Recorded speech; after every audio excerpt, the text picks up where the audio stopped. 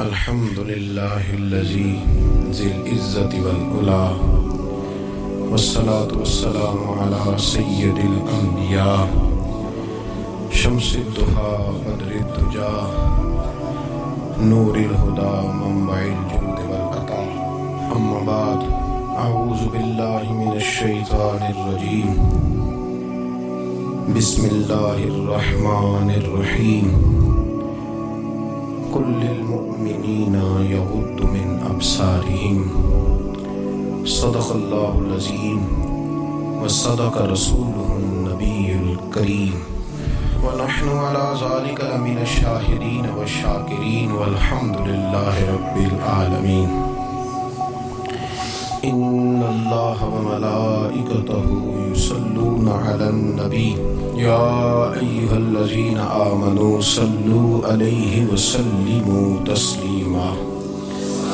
الصلاة والسلام عليك يا سيدي يا رسول الله وعلى آلك وأصحابك يا سيدي يا حبيب الله.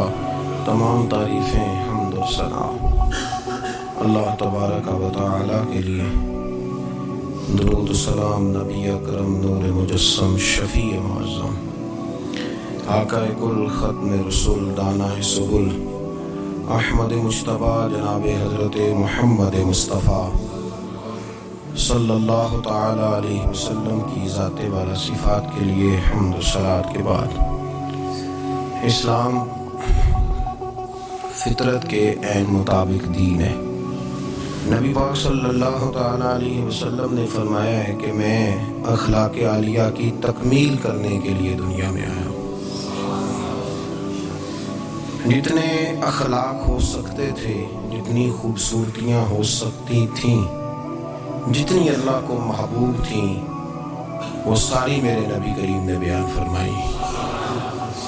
ساری رسول کریم صلی اللہ تعالی علیہ وسلم نے بیان کر دی ہیں، جتنی خوبصورتیاں ہو سکتی تھیں. کچھ لوگ ایسے ہوتے ہیں جو بیچارے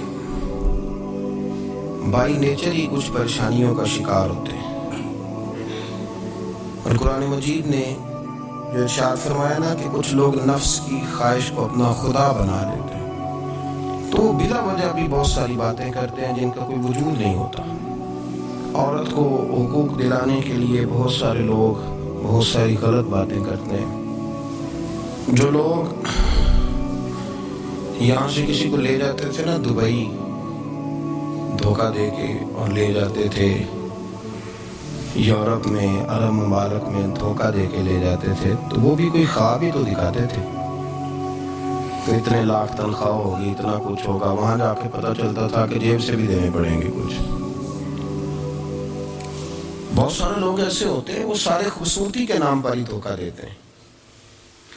آپ کو پتہ ہے کہ جو آدمی کسی کو لالچ دیتا ہے تو کسی کو لوٹنے کے لیے اسے لالچ دینا بڑا ضروری ہوتا ہے. لوگ پہلے لالچ دیتے ہیں پھر لوٹتے ہیں. پہلے مکمل لالچ دیتے ہیں، یہ چیز مل جائے گی، یہ چیز مل جائے گی. لوگ مکمل لالچ دیتے ہیں، اس کے بعد پھر لوٹتے ہیں. اور اگر لالچ نہ دیں تو کوئی آدمی قابو آئے گا؟ لوگ لوٹتے ہیں لالچ دے کر. اچھا، اب وہ جو جس کو لالچ دیا جا رہا ہوتا ہے وہ کہہ رہا ہوتا ہے کہ نہیں تمہیں نہیں پتا، وہ اس وقت ماننے کو تیار نہیں ہوتا. وہ کہتا ہے اتنی خوبصورت باتیں کر رہا ہے، اتنی اچھے پیغام دے رہا ہے، تم میرے دشمن ہو، تم مجھے منع کر رہے. ہوش تب آتی ہے کہ جب سب کچھ لوٹ جاتا ہے. عورت کو ویسے بھی قابو کرنا بڑا آسان ہوتا ہے. اعلیٰ حضرت بریلوی رحمۃ اللہ علیہ فرماتے ہیں بیٹیاں نازک شیشیاں ہوتی ہیں، ان کو تو ذرا سی چوٹ لگے تو ٹوٹ جاتی. دیکھیں کتنا بڑا جملہ کہا بریلوی کے امام. نازک شیشیاں، ذرا کوئی آدمی گمراہ کرتا ہے، ذرا خراب کرتا ہے. اب دیکھیں نا، یہ جو بچیوں کو بچے مس گائیڈ کرتے ہیں، انہیں بڑے بڑے خواب دکھاتے ہیں، وہ بیچاری ماں باپ کو چھوڑ کے، بہن بھائی کو چھوڑ کے اس کے ساتھ شادی کرتی ہے. پھر جو اس کا بعد میں حشر ہوتا ہے، آپ اتلیاں نو سردار پہن تکے تے شرما والیاں نو جھوٹے ڈولیاں دے. پھر وہ بیچاری ماں باپ رکھتے نہیں، وہ ظلم کرتا ہے تو کتنی بڑی تکلیف میں وہ بچی آ جاتی. نازک شیشی ہوتی ہے نا تو ٹوٹ جاتی ہے. یہی حال اب جدید خواتین اور یہ جو کچھ اینکر پرسن ہیں، یہ اصل میں نا یہ آپ کو سیاست سکھاتے ہیں، لیکن یہ مادر پیدر آزاد لوگ ہیں، بالکل آزاد.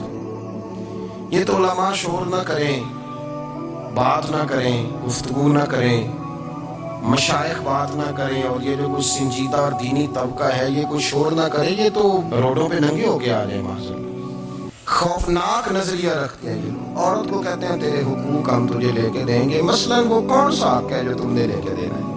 میرے نبی کریم صلی اللہ علیہ وسلم اس کو بیٹی بھی بنایا ہے، اس کو بہن بھی بنایا ہے، اس کو ماں بھی بنایا ہے، اسے بیوی کا عالی شان رتبہ بھی عطا فرمایا ہے.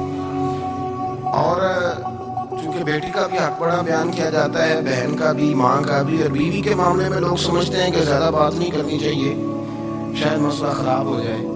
حالانکہ نبی پاک صلی اللہ تعالیٰ علیہ وسلم نے بیوی کے بارے میں پتہ کیا فرمایا؟ فرمایا جب تم نکاح کر لیتے ہو تو اپنا ایمان محفوظ کر لیتے ہو. میں اس کی شرح نہیں کرتا، خود کر لیجئے گا کہ وہ ایک ایسی شخصیت ہوتی ہے کہ جس کی موجودگی میں آپ کا ایمان محفوظ ہے. اب میں نہیں سمجھتا کہ اس سے بڑی بات کوئی اور ہو سکتی ہے، جس کی موجودگی میں آپ کا ایمان. اور بھائی یہ حدیث پاک عرض کر رہا ہوں، نکاح جب کوئی کر لے تو اس نے اپنا ایمان مکمل کر لیا. اس کا معنی یہ ہوا کہ آپ کا ایمان محفوظ ہے اس کی موجودگی میں. تو اس سے زیادہ بھی، یعنی ایمان سب سے قیمتی چیز ہے نا، تو اس کے محفوظ ہونے کی وجہ حضور نے نکاح بیان کر دی. اب میرا خیال ہے بیوی اگر کوئی اس سے بڑا حقوق مانگے گی تو بیوقوفی کرے گی. اتنا بڑا درجہ نبی کریم نے اسے عطا کر دی، اتنا بڑا مقام دے دیا کہ تو خامد کے ایمان کے محفوظ ہونے کا ذریعہ بن گئی ہے. عورت کو جو حقوق رسول کریم صلی اللہ تعالی علیہ وسلم نے عطا فرمائے، نبی پاک نے جو حقوق دیے، دیکھیں نا حضرت عبداللہ ابن عمر رضی اللہ تعالیٰ عنہ کی اہلیہ بیمار تھی، تو جلدی سے وہ آئے. تو جب بہت جلدی ہو، سفر بڑا شدید تھا، تو آپ نے جلدی سے نماز ادا کی، جلدی سے چلے. آپ کے خادم کہنے لگے حضور خیریت ہے؟ فرمایا میری بیوی بیمار ہے. تو اس نے عرض کی حضور آپ کی اہلیہ بیمار ہے. تو آپ نے نماز بھی جلدی سے پڑھی، سفر بھی جلدی کیا. تو فرمانے لگے یہ وہ چیزیں ہیں جو ہمیں مدینے والے رسول نے سکھائی. آپ اس کیفیات کو سمجھیں کہ حضور صلی اللہ علیہ وسلم نے درس دیا. اور پھر ایک اور بہت بڑی بات، یہ فضیلت کسی اور کو نہیں دی.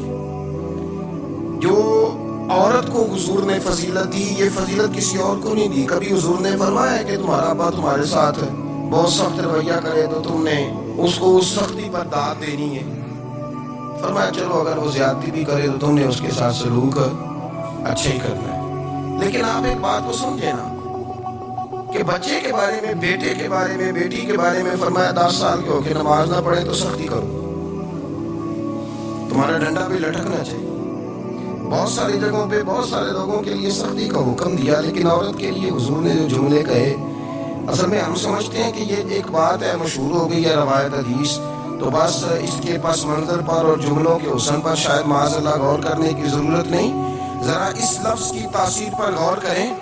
حضور نے فرمایا عورت ٹیڑھی پسلی سے پیدا کی گئی ہے، یہ ٹیڑھی ہے، تو سیدھا کرنے کی کوشش کرو گے تو ٹوٹ جائے گی. تو حضور پھر ہمارے لیے حکم کیا ہے؟ فرمایا جیسی ہے تم اسی کے ساتھ نبھا کرو.